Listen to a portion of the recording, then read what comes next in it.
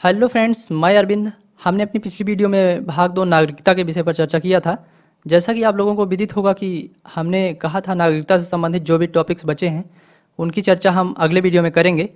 यदि आपने अभी तक हमारी पिछली वीडियो को नहीं देखा है तो चैनल की प्लेलिस्ट में जाकर देख सकते हैं। आज दोस्तों हम जानेंगे CA, NRC, NPR क्या है, इस कानून में ऐसे क्या क्या प्रावधान किए गए थे जिससे कि इनका इतना ज़्यादा विरोध हुआ था। तो आज हम इसी मामले पर विस्तार पूर्वक चर्चा करेंगे। वीडियो को शुरू करने से पहले दोस्तों चैनल पर नए हो तो चैनल को सब्सक्राइब कर लीजिए और बेल आइकन को भी प्रेस कर लीजिए ताकि कोई वीडियो मिस हुए बिना उसकी नोटिफिकेशन आप तक पहुंच सके। आज मैं नागरिकता से संबंधित विषयों पर चर्चा करने वाला हूं। मुझे लगता है कि आप लोग उस विषयों से थोड़ा बहुत परिचित होंगे। वीडियो को एंड तक जरूर देखना, तभी सभी चीज़ें स्पष्ट रूप से क्लियर होंगी। तो आज की वीडियो का शुभारंभ करते हैं। CA, NRC, NPR ये तीनों नागरिकता से संबंधित कानून हैं जो काफ़ी चर्चा में और विवादमय रहे हैं। तो इसके बारे में जानते हैं। CAA इसका पूरा नाम है सिटीजनशिप अमेंडमेंट एक्ट 2019 या 2019 के नाम से भी जाना जाता है, सिटीजनशिप अमेंडमेंट एक्ट। तो नागरिकता संबंधी 1955 में जो भी प्रावधान किए गए थे यह उसमें कुछ सुधार की बात करता है। NRC इसका पूरा नाम है national register of citizenship, Bharat में रह रहे व्यक्तियों की नागरिकता की बात करता है कि कौन कौन भारतीय है और कौन अवैध रूप से भारत में निवास कर रहा है। NPR इसका पूरा नाम है नेशनल पॉपुलेशन रजिस्टर, यह जो है भारतीय नागरिकों का एक डेटाबेस होगा उसकी बात करता है। डेटाबेस मीन्स एक रजिस्टर हो जिसमें नागरिकों के नाम, डेट ऑफ बर्थ, पिता का नाम, जन्म स्थान आदि डिटेल्स होंगी। जैसा कि मैंने बताया कि इसका बहुत ही ज़्यादा विरोध हुआ है और इस पिक्चर के जो है माध्यम से आप लोग देख सकते हैं, अनुमान लगा सकते हैं कि इसका कितना ज़्यादा विरोध हुआ है। तो आज हम सबसे पहले जानते हैं CAA के बारे में। CAA क्या है? CAA इसका पूरा नाम है सिटीजनशिप अमेंडमेंट एक्ट। इसे हिंदी में कहते हैं नागरिकता संशोधन अधिनियम। यह नागरिकता संशोधन अधिनियम जो है सन 2019 में 1955 की नागरिकता कानून को संशोधित करके एक व्यवस्था की गई थी। 31 दिसंबर सन 2014 के पहले पाकिस्तान, बांग्लादेश और अफगानिस्तान से जो भारत आए हिंदू, बौद्ध, सिख, जैन, पारसी और ईसाई को भारत की नागरिकता प्रदान की जा सकेगी। इसी के तहत भारत में 31 दिसंबर 2014 से पहले आए उन लोगों को साबित करना होगा कि वे अपने देशों से धर्म उत्पीड़न के कारण भागकर अपने देशों से आए हैं और वह उन भाषाओं को बोलते हों जो संविधान की 8वीं अनुसूची में है। मतलब इस कानून में कहा गया है, जो उन नागरिकता संबंधी कानून है 1955 उसमें संशोधन करके यह बात कही गई है कि जो 31 दिसंबर 2014 से पहले पाकिस्तान, बांग्लादेश और अफगानिस्तान से हिंदू, बौद्ध, सिख, जैन, पारसी और ईसाई जो ये 5 प्रकार के समुदाय हैं, इनकी बात करता है कि ये जो भारत आए हैं उनको भी नागरिकता दी जाएगी। और इसी के तहत यह भी बात कही गई है कि जो 31 दिसंबर 2014 से पहले आए हैं भारत, उनको यह साबित करना होगा कि मतलब वो अपने देश से धार्मिक उत्पीड़न के कारण भाग कर आए हैं। और वह जो है, जो हमारे संविधान में 8वीं अनुसूची है उसमें 22 भाषाएं जो दी गई हैं उनमें किसी एक भाषा का ज्ञान होना जरूरी है, वह किसी एक भाषा को जानता हो। तो इसके कुछ मुख्य तथ्य हैं, उसको थोड़ा हम समझ लेते हैं कौन कौन से मुख्य तथ्य हैं।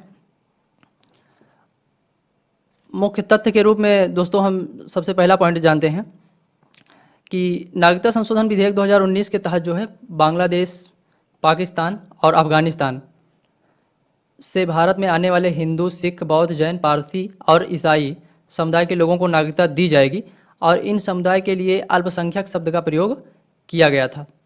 मतलब इसका पहला मुख्य तथ्य यह कहता है कि बांग्लादेश, पाकिस्तान और अफगानिस्तान जो ये पड़ोसी देश हैं, इन देशों से भारत आने वाले हिंदू, सिख, बौद्ध, जैन, पारसी और ईसाई ये जो 5 प्रकार के समुदाय हैं इनको नागरिकता दी जाएगी और इन समुदायों के लिए अल्पसंख्यक शब्द का प्रयोग किया गया था।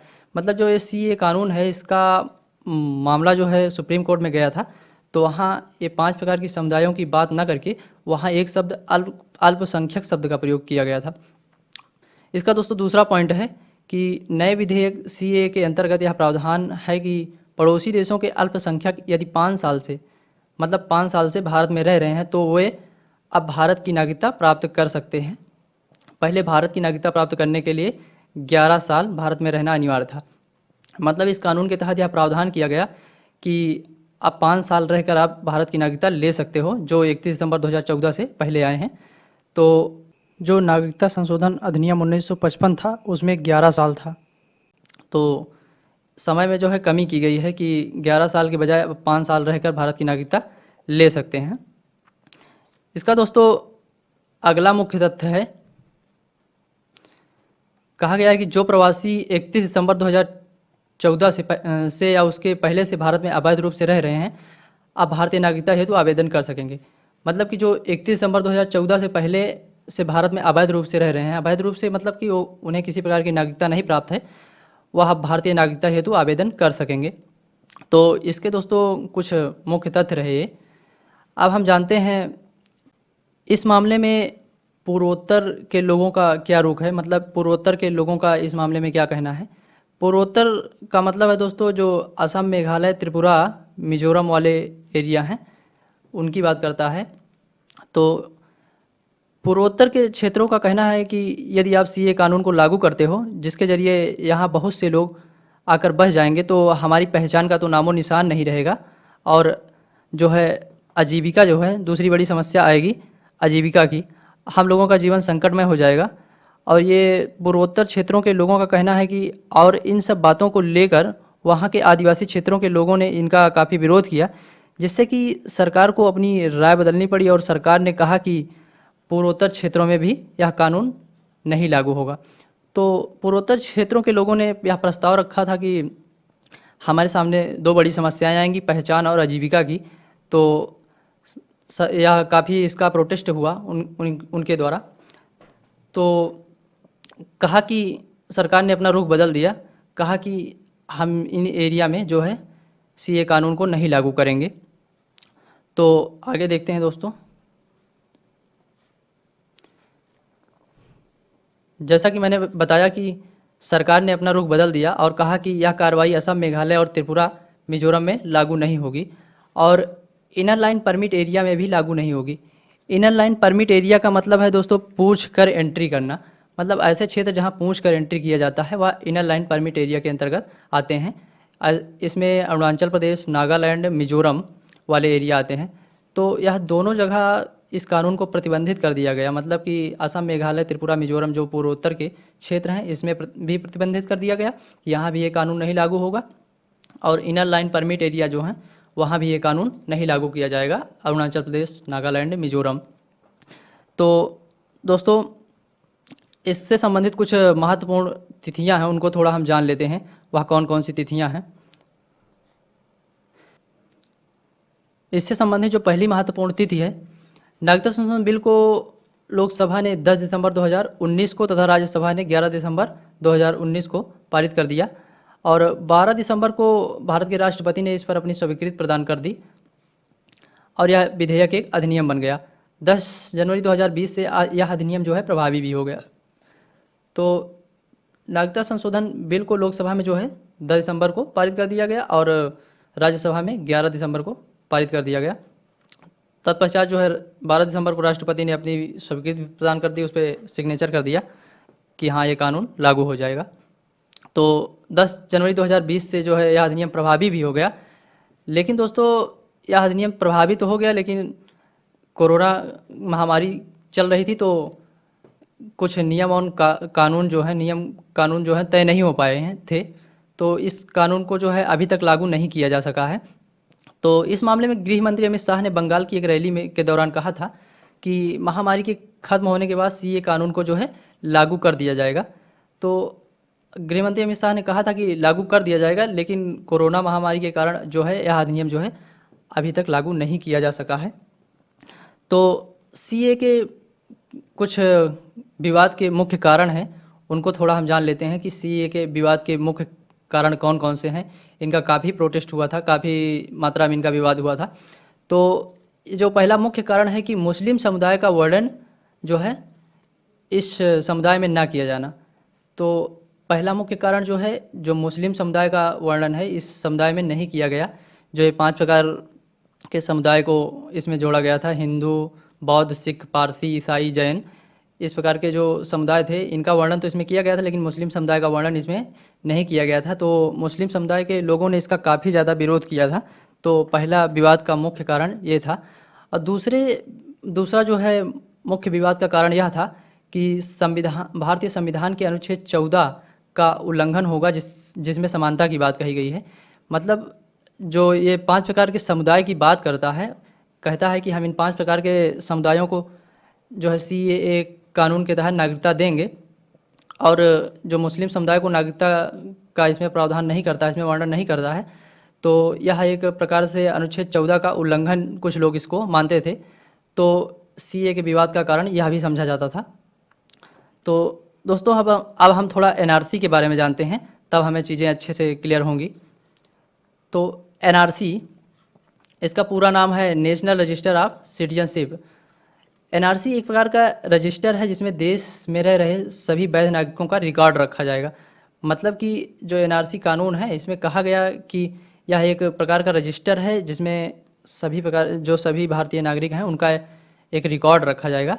एनआरसी 2013 में सुप्रीम कोर्ट की देखरेख में असम राज्य में शुरू की गई थी, और अभी तक एनआरसी बिल असम के अलावा किसी अन्य राज्य में लागू नहीं किया गया है। मतलब एनआरसी को अभी तक केवल असम राज्य में लागू किया गया है और किसी अन्य राज्य में जो है लागू नहीं किया गया है।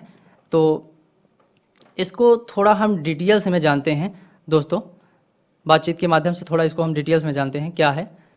जो यह एनआरसी का मामला है दोस्तों, इसका पूरा मैटर जो है असम से स्टार्ट होता है। तो असम से कैसे स्टार्ट होता है मैं बताता हूँ। एक आंदोलन होता है, असम आंदोलन 1979 से 85 में। तो जो 1979 से 85 में यह आंदोलन होता है, यह होता है कि जो बांग्लादेश से असम आए लोग थे उनके लिए होता है। मतलब ये लोग आए थे असम में, उन्हीं के लोगों द्वारा जो उन पर अत्याचार किए जाने के कारण ये लोग असम में भाग कर आए थे। तो असम के लोगों ने इनका काफ़ी विरोध किया और एक आंदोलन चलाया। असम आंदोलन 1979 से 85 के बीच में यह चला था। तो यह आंदोलन इन्हीं लोगों के लिए था जो बांग्लादेश से असम आए थे। तो काफ़ी ज़्यादा इसका जो है विरोध हुआ था। तो एक समझौता हुआ, उस समझौते के कहते हैं असम एकॉर्ड समझौता, 1985 में किया गया था। अब दोस्तों मैं बताऊं कि ये असम एकॉर्ड समझौता जो है यह क्या है। तो असम एकॉर्ड समझौता जो है यह भारत सरकार के प्रतिनिधियों और असम आंदोलन के नेताओं द्वारा जो है नेताओं के बीच हस्ताक्षरित समझौता किया गया था, जो 15 अगस्त 1985 को न्यू दिल्ली में तत्कालीन जो प्रधानमंत्री राजीव गांधी थे उनकी उपस्थिति में हस्ताक्षर किया गया था असम एकॉर्ड समझौता 1985 में। लेकिन दोस्तों जो है असम एकॉर्ड समझौते का अच्छे से पालन न किए जाने की वजह से बांग्लादेशी जो है एंट्री करते जा रहे थे इसमें। अब फाइनली जो है दोस्तों सुप्रीम कोर्ट ने एक डिसीजन दिया। सुप्रीम कोर्ट की देखरेख में 2013 में जो है एनआरसी को लाया गया। सुप्रीम कोर्ट ने यानी कि कहा कि आप एनआरसी लाइए। मतलब जो असम एकॉर्ड समझौता हुआ था उसके तहत इसका अच्छे से पालन नहीं किया जा रहा था। तो सुप्रीम कोर्ट ने फाइनली यह डिसीजन दिया कि आप एनआरसी लाइए और एनआरसी के तहत वहाँ की जो है जनगणना कीजिए। जनगणना में मतलब असम की जनगणना कराइए कि कौन कौन वहाँ का नागरिक है और कौन कौन बाहर से आया है, अन्य देशों से आया है। तो जो इसकी प्रक्रिया है वह 31 अगस्त 2019 को पूरी होती है। जो असम की जनगणना होती है वह 31 अगस्त 2019 को जो है पूरी हो जाती है। सुप्रीम कोर्ट ने जो डिसीजन दिया था कि आप एनआरसी लाइए और असम राज्य की जनगणना कीजिए और इसके तहत पता लगाइए कि कौन कौन जो है भारत का नागरिक है और कौन कौन बाहर से आए हैं। तो यह प्रक्रिया जो है होती है और 31 अगस्त 2019 को जो है पूरी हो जाती है। एनआरसी को प्रकाशित कर दिया जाता है 31 अगस्त 2019 को। इसमें कहा गया है कि इस कानून में सुप्रीम कोर्ट ने कहा था कि जो 1971 के पहले का है उसी को एनआरसी में शामिल किया जाएगा। मतलब जो 1971 के पहले का है उसी को शामिल किया जाएगा इस एनआरसी कानून में, सुप्रीम कोर्ट ने यह कहा था। तो यह कैसे पता चलेगा कि यह 1971 का कोई व्यक्ति जो है वो पहले का है। तो इसके लिए दो लिस्ट जारी की गई थी, according to list A and B के तहत यह पता लगाया जाएगा कि कौन व्यक्ति 1971 के पहले का है और कौन व्यक्ति 1971 के बाद का है। तो दोस्तों हम उन लिस्ट को जान लेते हैं, लिस्ट ए और लिस्ट बी क्या है। तो लिस्ट ए में कुछ डॉक्यूमेंट थे जो स्वयं के डॉक्यूमेंट थे, जिसको एनआरसी लिस्ट में शामिल होना होता है, उसके डॉक्यूमेंट इसमें मांगे गए थे। तो इसमें कहा गया था कि 1951 की जो एनआरसी हुई थी, 1951 में जनगणना हुई थी, उस लिस्ट में आपका नाम होना चाहिए, या निर्वाचन नामावली में जो 1971 के पहले जो चुनाव हुए थे उस निर्वाचन नामावली में नाम होना चाहिए, यानी कि वोटर आईडी। और दूसरा कहा गया था भूमि और किराएदार का रिकॉर्ड होना चाहिए, नागरिकता प्रमाण पत्र होना चाहिए जो सिटीजन सर्टिफिकेट होता है, और अस्थायी आवासीय प्रमाण पत्र होना चाहिए, शरणार्थी पंजीकरण प्रमाण पत्र होना चाहिए, और पासपोर्ट, एलआईसी, कोई सरकारी लाइसेंस होना चाहिए या प्रमाण पत्र होना चाहिए, सरकारी सेवा या रोजगार प्रमाण पत्र होना चाहिए, मतलब कोई सरकारी सर्विस होनी चाहिए, या बैंक अकाउंट होना चाहिए, या डाकघर के खाते में खाता होना चाहिए, मतलब डाकघर खाता होना चाहिए, और जन्म प्रमाण पत्र यानी कि डेट ऑफ बर्थ सर्टिफिकेट होना चाहिए, या बोर्ड विश्वविद्यालय में जो है, बोर्ड या विश्वविद्यालय में शैक्षिक प्रमाण पत्र होना चाहिए, यानी कि कोई सर्टिफिकेट होना चाहिए, या कोई कोर्ट का जो है रिकॉर्ड होना चाहिए।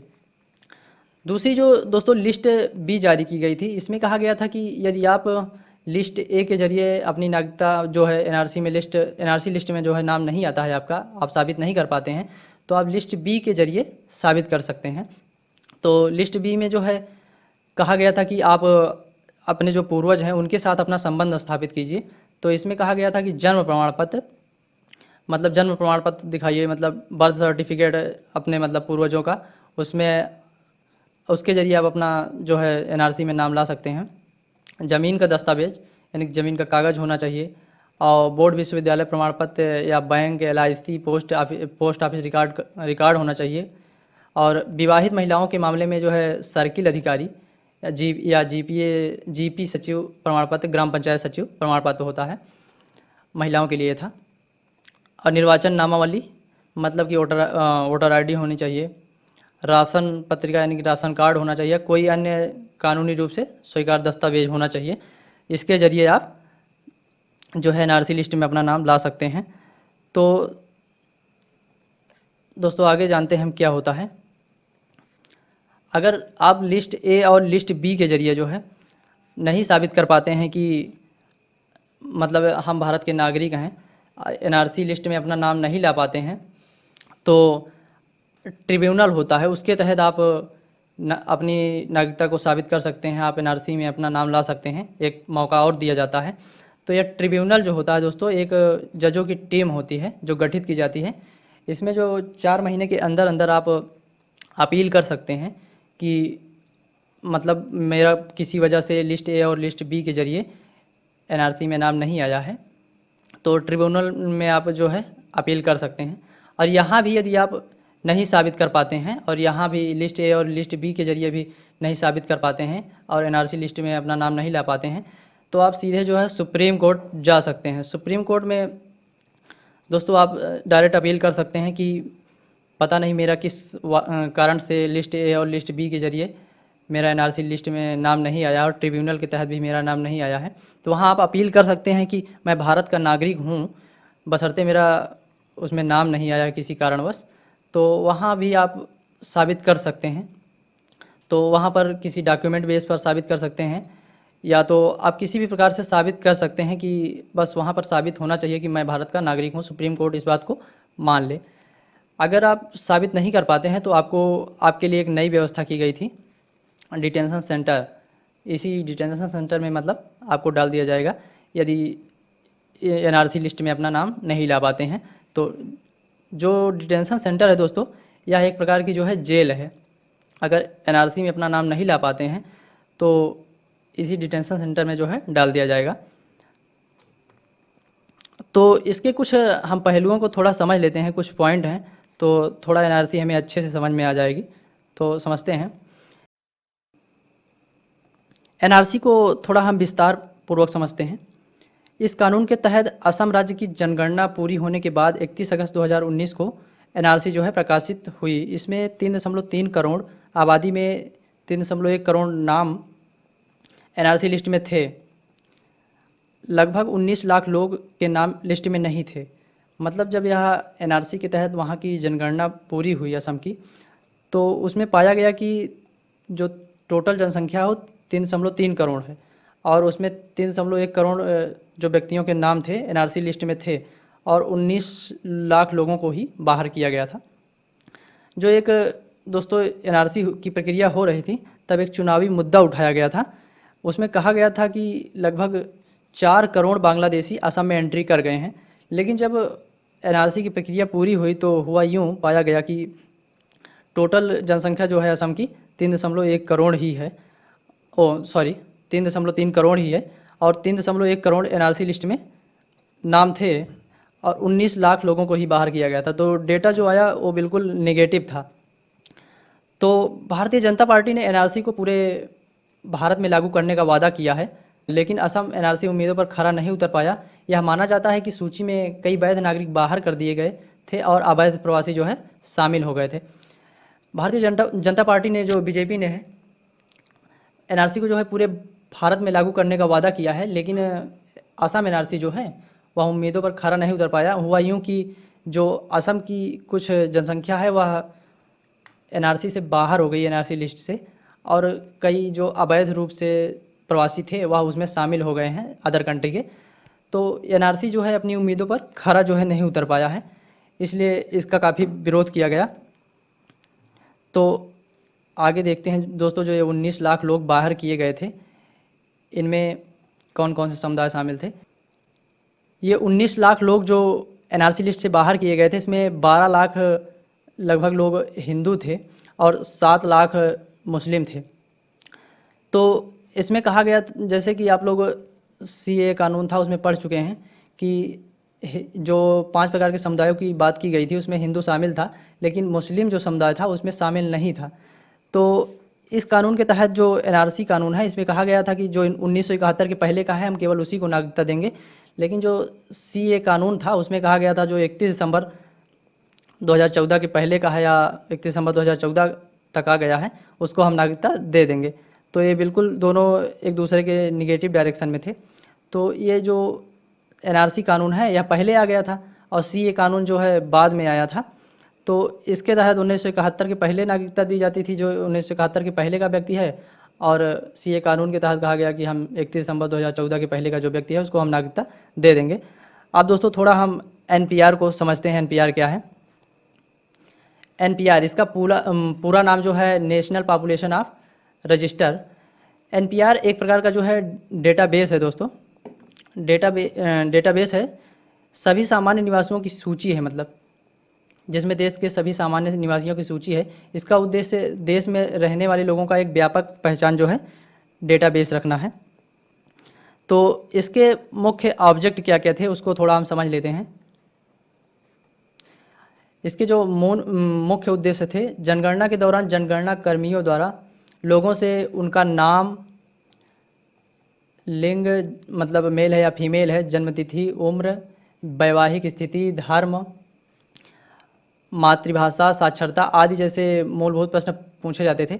मतलब जो एनपीआर के तहत जो जनगणना की जाती थी, डेटाबेस कलेक्ट किया जाता था, उसमें उनका नाम और लिंग, मतलब जन्मतिथि, उम्र, वैवाहिक स्थिति, धर्म, मातृभाषा, साक्षरता, कितना पढ़ा लिखा है, इस प्रकार के प्रश्न पूछे जाते थे। और दूसरी ओर जो है एनपीआर बुनियादी जनसांख्यिकी डेटा और बायोमेट्रिक विवरण एकत्र करता है। तो बायोमेट्रिक डेटा जो दोस्तों है वह जैसे फिंगरप्रिंट और आई स्कैनिंग की बात करता है। तो इस प्रकार के भी डेटा कलेक्ट किए जाते थे। एनपीआर में किस तरह का डेटा शामिल किया जाएगा, इसकी थोड़ा हम विस्तार पूर्वक चर्चा करेंगे, मतलब इसमें क्या क्या शामिल किया जाएगा। तो पहला जो है दोस्तों, नेशनैलिटी पूछी जाएगी, राष्ट्रीयता आपकी क्या है, और व्यक्ति का नाम पूछा जाएगा, जन्मतिथि पूछी जाएगी, जन्मस्थान पूछा जाएगा, माता का नाम, पिता का नाम क्या है, और लिंग पूछा जाएगा, मेल है या फीमेल हैं, और वैवाहिक स्थिति क्या है, मैरिज है या अनमैरिज हैं, पति का नाम पूछा जाएगा यदि विवाहित है महिला तो, अस्थायी आवासीय पता पूछा जाएगा, शैक्षिक योग्यता कितने पढ़े लिखे हैं आप, व्यवसाय क्या करते हैं आप, वर्तमान पते पर रहने की अवधि क्या है आपकी, कब से रह रहे हैं, और सामान्य निवास का पता क्या है, और घर के मुखिया से आपका क्या संबंध है, जो घर का मुखिया है उससे आपका क्या संबंध है। इस प्रकार के जो है दोस्तों एनपीआर के तहत जो जनगणना की जाएगी, जो डेटाबेस कलेक्ट किया जाएगा उसमें इस प्रकार के प्रश्न रखे जाएंगे। यह जो काम किया जाएगा दोस्तों, यह जो है नेशनल रजिस्टर अथॉरिटी के द्वारा यह काम किया जाएगा। जो ये डेटा कलेक्ट करने का काम किया जाएगा, मतलब एनपीआर के तहत जनगणना करने का काम किया जाएगा, वह नेशनल रजिस्ट्रेशन अथॉरिटी के द्वारा किया जाएगा। तो दोस्तों यह नेशनल रजिस्ट्रेशन अथॉरिटी के द्वारा यह काम किया जा रहा था। तो पश्चिम बंगाल और राजस्थान, मतलब पश्चिम बंगाल और राजस्थान जैसे कुछ राज्यों में एनपीआर में पूछे जाने वाले अतिरिक्त प्रश्नों पर आपत्ति जताई है। जैसे इसमें अतिरिक्त प्रश्न में पिता और माता के जन्म की तारीख और निवास स्थान और मातृभाषा का अंतिम स्थान पूछा जाता था। तो दोस्तों किसी को अपना तो डेट ऑफ बर्थ याद नहीं रहता है, इसमें पूछा गया कि पिता और माता के जन्म की तारीख क्या होगी। इस प्रकार के जैसे अतिरिक्त प्रश्न पूछने पर लोगों ने आपत्ति जताई थी। तो इसकी जो वर्तमान स्थिति है क्या है, इसको थोड़ा हम समझ लेते हैं। What is the current status of the NPR. तो जो एनपीआर की वर्तमान स्थिति है यह क्या है, थोड़ा इसको हम जान लेते हैं। राष्ट्रीय जनसंख्या रजिस्टर के लिए डेटा 2010 में भारत की जनगणना 2011 के साथ एकत्र किया गया था। जनगणना के दौरान एकत्र किए गए डेटा को जो है 2015 में पहले ही अपडेट किया जा चुका है और इसी डिजिटल भी बनाया जा चुका है। मतलब 2011 के साथ जो है डेटा को एकत्र किया गया है और 2015 में अपडेट भी किया जा चुका है। लेकिन भारत सरकार चाहती है कि 2021 की जो जनगणना है उसके तहत जो है राष्ट्रीय जनसंख्या रजिस्टर को भी अपडेट करने का फैसला किया है, उसको भी डिजिटल जो है बनाने का फैसला किया है। एनपीआर को लेकर लोगों के बीच क्या क्या विवाद चल रहे थे।